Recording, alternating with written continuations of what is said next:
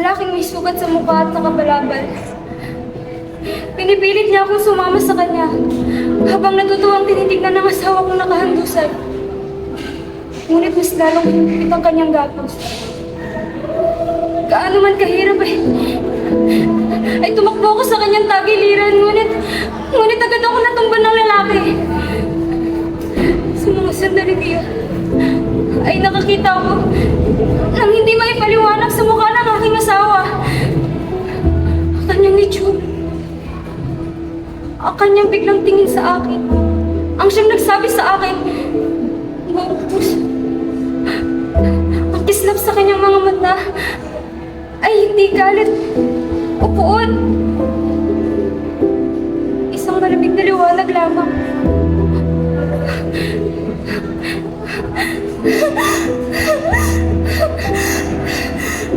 Tsura ng pagkasaklang.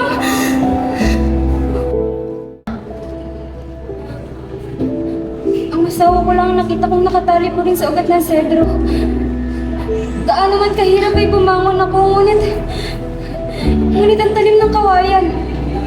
Sa mga sandaling iyon, ang kanyang mukha, ang ekspresyon sa kanyang mga mata, hindi pa rin nagbabago. Sa ilalim ng malamig na pang-aalipusta ng kanyang mga mata, naroon ang buot, galit, pagkamuhi. Ang asawa ko, nakihigo.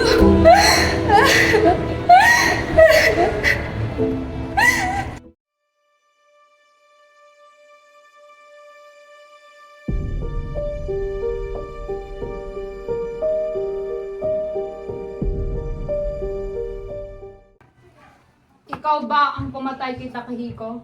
At saan mo dinala si Masago? Oo, pinatay ko siya. Pero hindi ang babae. Saan siya nagpunta? Di ko alam. Di ko masabi. Walang kahit anong pagpapahirap ang makapagpaamin sa akin sa kasalanang hindi ko namang ginawa. Ngayon andito na tayo. Sasabihin ko lahat ang aking nalalaman sa inyo. Sinasabi mo bang pinatay mo si Takahiko? Tama ba? Ano ang iyong motibo para sa iyong paslangin? Oo, hapon ng tanghali ay nakilala ko ang mag-asawa. Bilang umihip ang malakas na hangin.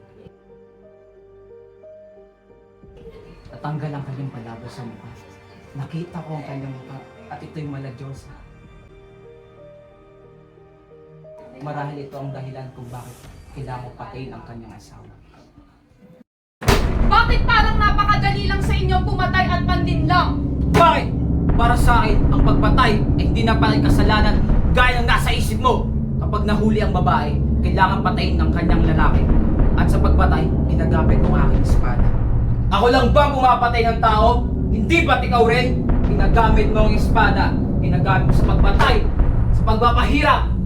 Gamit ang iyong pera. Minsan, pinapahirapan mo sila sa pagtatrabaho para sana ikabubuti. Minsan, mahirap paniwalaan kung sinang tunay na makasalanan. Ako ba o ikaw? Pero mas mabuti sana kung nahuli ko ang babae nang hindi pinapatay ang kanyang asawa. Kaya nagpasya ako na huliin ang babae para hindi patayin ang kanyang asawa. Ngunit ito'y walang kinalaman sa tanong sa Yamashina. Kaya't nagawa ko nilangin ang mag-asawa sa bundok. Ito ay medyo madali.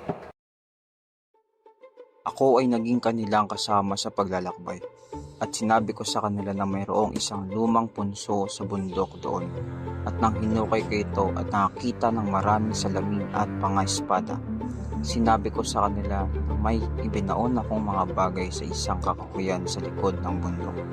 Gusto kong ibenta ang mga ito sa murang halaga sa sino mang gustong magkaroon ng mga ito. Tapos, kita mo, hindi pa nakakatakot ang kasakiman? Nagsisimula na siyang mantig at maniwala sa mga sinasabi ko bago pa niya malaman. Wala pang kalahating oras ay nagmamaneho na sila roon ng kabayo para patungo sa bundok kasama ko.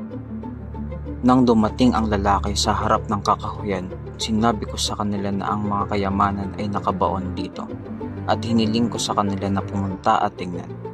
Walang tutol ang lalaki at nabulag siya sa kasakiman. Ang sabi ng babae ay maghihintay siya sa sakay ng kabayo. Natural lang sa kanya na sabihin iyon nang makita ang isang makapal na kakahuyan.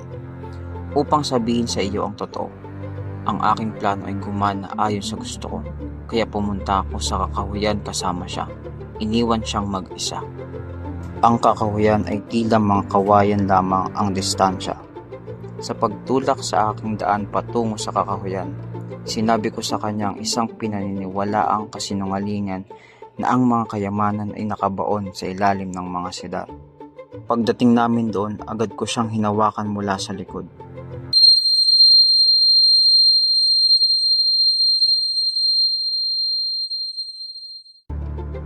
Hindi nagtagal ay tinali ko siya sa ugat ng isang sidar. Saan ako nakakuha ng lubid? Salamat sa langit. Siyempre, madali lang siyang pigilan sa pagtawag sa pamamagitan ng pagbusal sa bibig. Nang matapos ko na siya, pinapunta ko ang babae sa kanyang asawa. Sinabi ko na parang bigla itong nagkasakit. Hindi na kailangan sabihin na gumana rin ng maayos ang planong ito.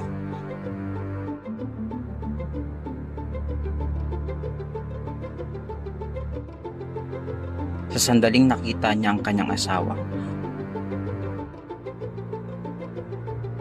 bumunot siya ng isang maliit na espada.